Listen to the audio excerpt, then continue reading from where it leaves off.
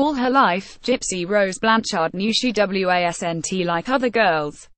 The wheelchair-bound Missouri girl was in and out of hospitals, taking dozens of medications, and relying on a feeding tube that had to be reinstalled every 6 months.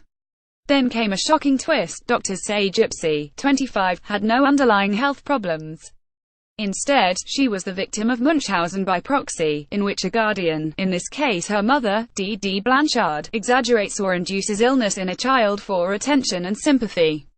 Now Gypsy is serving 10 years in prison for plotting her mother's murder in June 2015. The case is the subject of an upcoming HBO documentary, Mommy Dead and Dearest, airing on Monday and featured in this week's issue of People. The abuse impacted Gypsy physically, mentally and emotionally.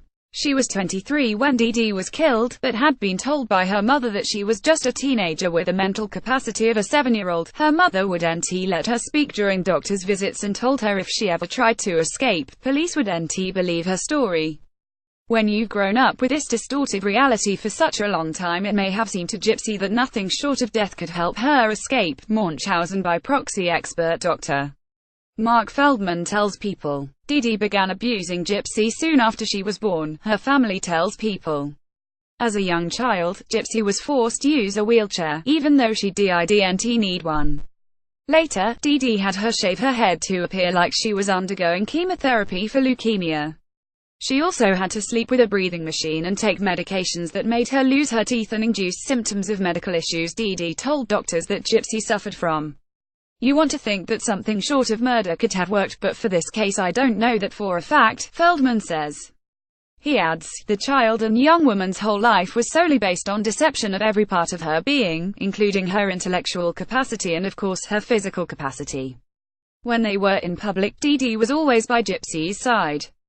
The habit of holding hands and sharing tight hugs, taken by friends and family as signs of affection, were actually ways Dee Dee controlled Gypsy. For much more on the fatal family secrets between Dee Dee and Gypsy Rose Blanchard, subscribe now to People and pick up this week's issue on newsstands Friday. When Dee Dee was found dead in her bed by Missouri authorities in June 2015, Gypsy, who was believed to be wheelchair-bound and suffering from muscular dystrophy, was nowhere to be found. A day later, she was arrested in Big Bend, Wisconsin, after being spotted walking around a convenience store with her then-boyfriend Nick Godjohn, 26. Gypsy and Godjohn were both initially charged with first-degree murder. In July 2016, Gypsy pleaded guilty to second-degree murder. Godjohn is awaiting trial. He has argued he killed Dee Dee to free Gypsy. He has pleaded not guilty and is awaiting mental evaluation, a Greene County, Missouri, court clerk official tells People.